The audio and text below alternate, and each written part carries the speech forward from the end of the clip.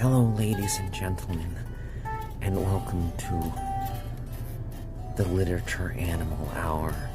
And I'm your host, Jonathan Goldenstien. And this week I have the pleasure of both reviewing and introducing a very interesting kind of work that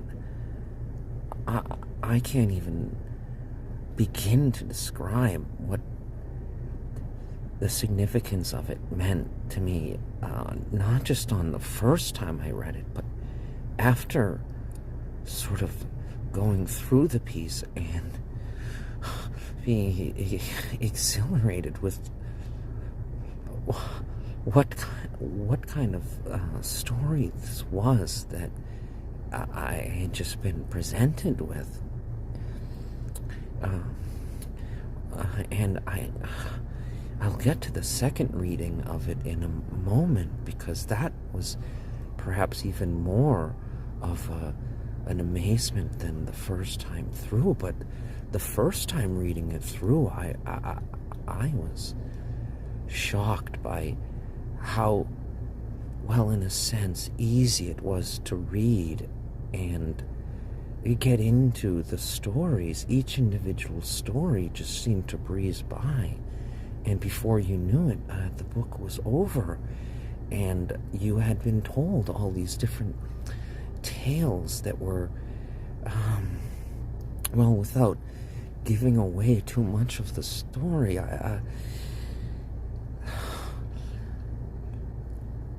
It takes place in the mind of a man who is perhaps hallucinating, or the narrative tells you that this is going on with a man at the beginning, and then he enters into this perhaps magical realm or museum where all of these concepts of life and death and triumph and tragedy and searching and what does it all mean sort of things play around in each story, and each story seems to link with a version of perhaps humanity. Yes. And with poetic prosing, which changes from story to story, so it's always sort of keeping you on your toes in a sense.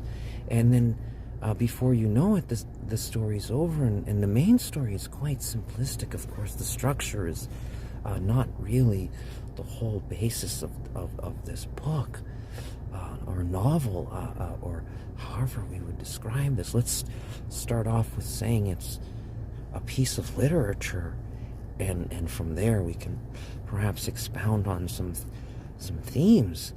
But I reached the end of the first reading, and I realized I had read this book quite fast and consumed it quite easily for what the topics and subjects were. And now they were really boiling over, so much so that I wanted to read the entire thing again, and so I set out on that immediately to read the book for a second time. And what I found the second time reading through, and let me say, the first time I read it through, it took me about 3 hours to read the book. It's not a large volume by any means. It's concentrated in a sense, even though perhaps the subjects are abstract. But it has a totality to it of like an epic of massive proportions, when each story is in a sense linked together and broken down.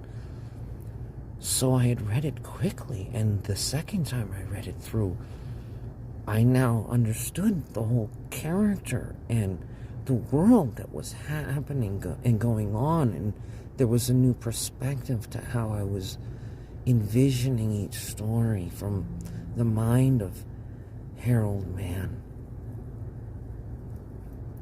And at that point, each story took on a life of its own, to the point where I had to read each one and take down notes. And I spent time reading each one many times, because it became a world into its own, so to speak. And so the second time I read it through, it took me 3 days versus 3 hours. And now I feel like I have a better grasp on who I am as a person, perhaps even through this, because it talks about a lot of the searching that I've been doing with my soul, and what it means to be a soul, and what art perhaps is, and where technology lies, and what the past means.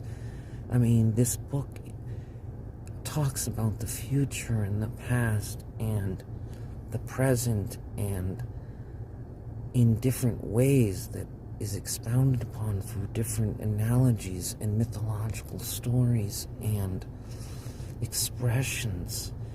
And sometimes it's from a psychological perspective inside the character. Sometimes it's didactic at you, and at other times it's some fascinating poetic story that seems to be linked together with magic in some invisible velvet tapestry or fabric that you can't quite touch, but it lingers upon your fingertips in a sense, and in your mind, and the two are somehow connected for a moment in a transcendental state. This is one way of saying that I enjoyed this book immensely, and I recommend it to anyone to at least give it a try and a view, because the poetry alone in itself is, well, unquestionably well done, and the themes are universal, and there's heroes and anti-heroes, and God and the devil, and the universe and science and spiritual nature. It really goes into so many things in such a short period of time. I can't help but say this is some sort of a junior opus by this young author, even though he's, well, 39 years old at the time of writing this book. But it appears to have fallen out of his brain after 39 years of searching for some sort of way to express all of his artistic, soulful nature. And so I hope that everyone enjoys this novel.